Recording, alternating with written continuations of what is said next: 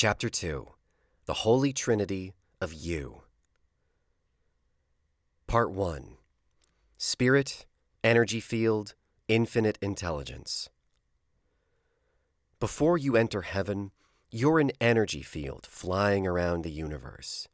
You know what you are, and you're aware that you know what you are.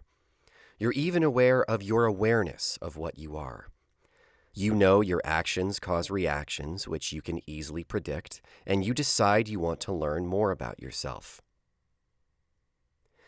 Your curiosity creates a frequency vibration, and as you choose your first incarnation, you get attracted to places with a similar vibration. You make that choice from looking at a variety of visual books. Visual books are collections of still images of what your life could look like. As you look at each image in each book, little previews play parts of the stories in your mind, and by switching your focus to the next image, you create the illusion of time moving forward. If you like what you see, you pick this story to live out in heaven and on earth, almost like choosing a video game from a store full of virtual worlds. Some call these books Akashic Records. Part 2. Father in Heaven, or Your Higher Self. From a human point of view, Higher Self lives in heaven, and before it incarnates as you on earth, it must learn how to be in harmony with itself, others, and the environment.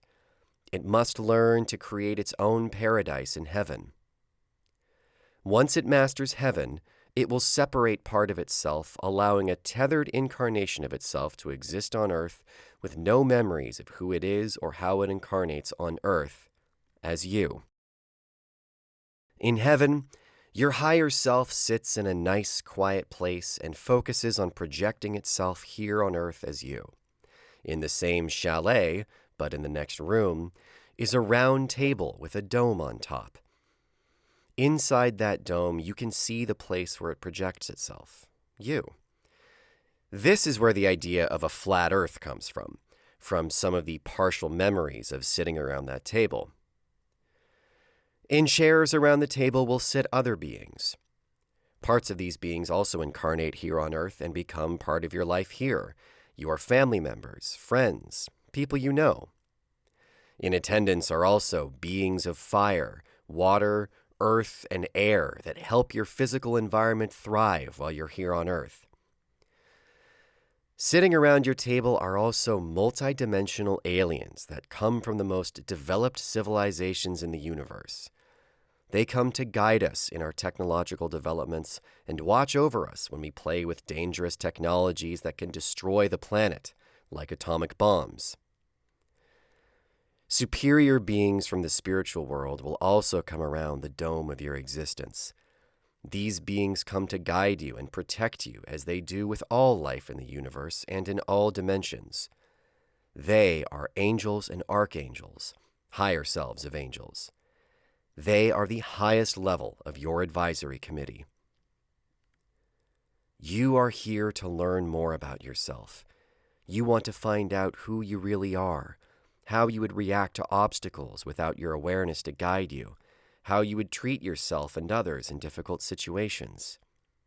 That's why you chose to project a part of yourself on earth, a part that doesn't remember anything about you being a pure energy field. You do it to find out who you really are at your core.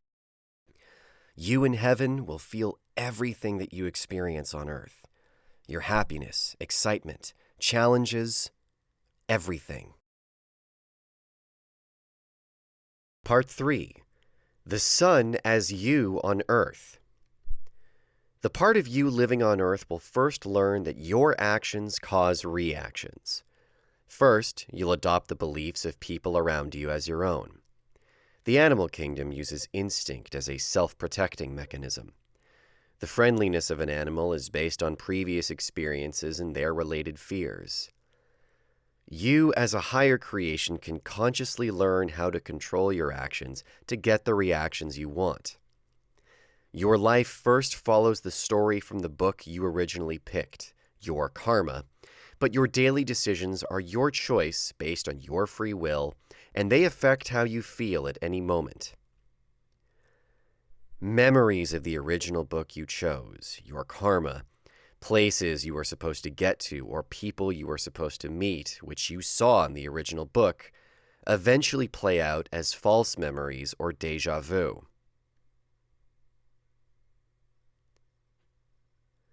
Your original pre-selected plan. Let's translate the principle of the Holy Trinity into 21st century language. Imagine a team of programmers create a game called Infinite Intelligence. They've developed and animated millions of images and worlds to take part in creating an endless playground. Anytime someone plays the game, the data gets updated. The game is built to be played by your higher self to learn about itself.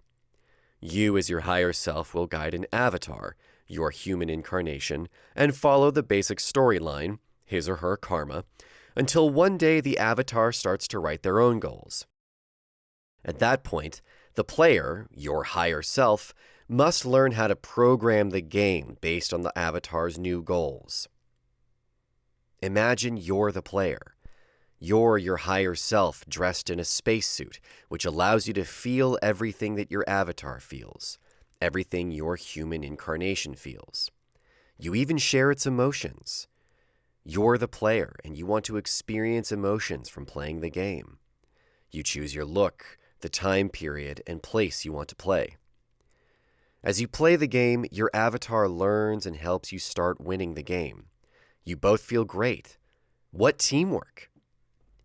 Once your avatar learns everything from you, he or she starts to fantasize about things they believe will make them happier. They start to daydream and yearn. If only they could do those things, have those things, or see those things. So, you teach your avatar how to translate their fantasies into goals. The game for you changes. You learn how to receive from your avatar its goals, and you must figure out how to guide it to those goals. You use different beings, other avatars, angels, aliens, animals, etc., in the game to give it clues. Once your avatar learns how to meditate and stop thinking for a few seconds, you'll send it the ideas for their next move. You send your avatar options or stepping stones to get their goals accomplished.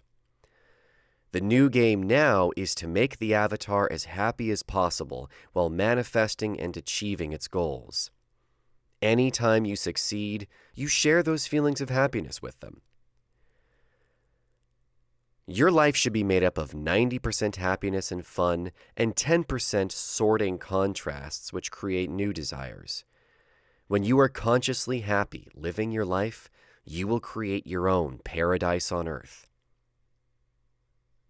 Sometimes getting what you want isn't really good for you. Will you send your avatar into painful learning situations which can hurt them, or just let them see potential results in their dreams and decide if those goals are really good for them?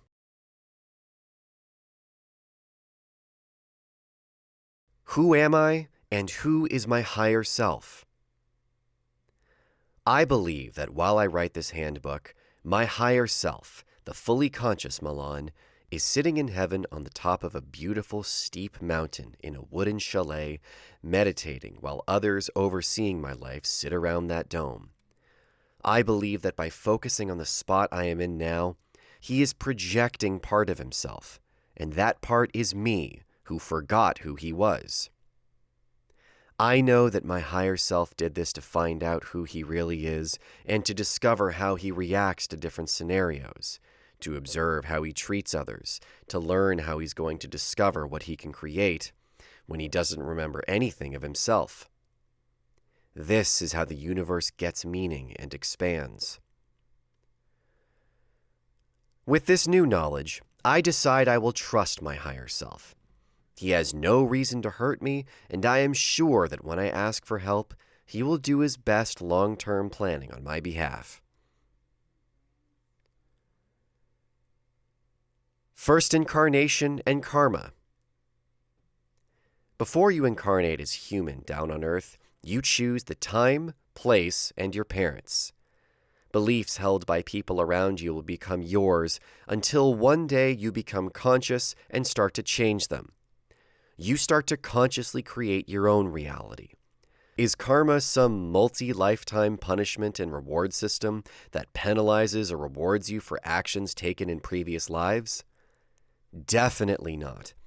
It is more like your predicted path, one you can stray from and build on. Next incarnation. In your past life, you had ideas and wishes, and unknowingly, by focusing on them for a longer time than usual, you converted some of those ideas into goals. You had no idea how to allow them into your life, so they were left unrealized. In your next incarnation, your higher self selected the closest version of your karma that would allow you to accomplish as many of those goals as possible during this life. How did your higher self do it? By meditating and connecting to its higher self, your higher self's higher self. Now you see the whole system. You quiet your mind to download information and focus to create your new life. If you have a child, you can use the same process. Ask your higher self what is the best for the baby. Your higher self will ask the higher self of the baby and get you the information. You'll become the guardian angel for your own kid. We incarnate in clusters, so in your next life you can meet someone who seems to be remarkably familiar. Perhaps you made a deal with your loved one that you would meet again. That's why when you meet the love of your life, it appears to be love at first sight. If you have the same interests and the same goals, you stay together from incarnation to incarnation. Once those interests and goals veer away from each other, you'll either go your own way or die together.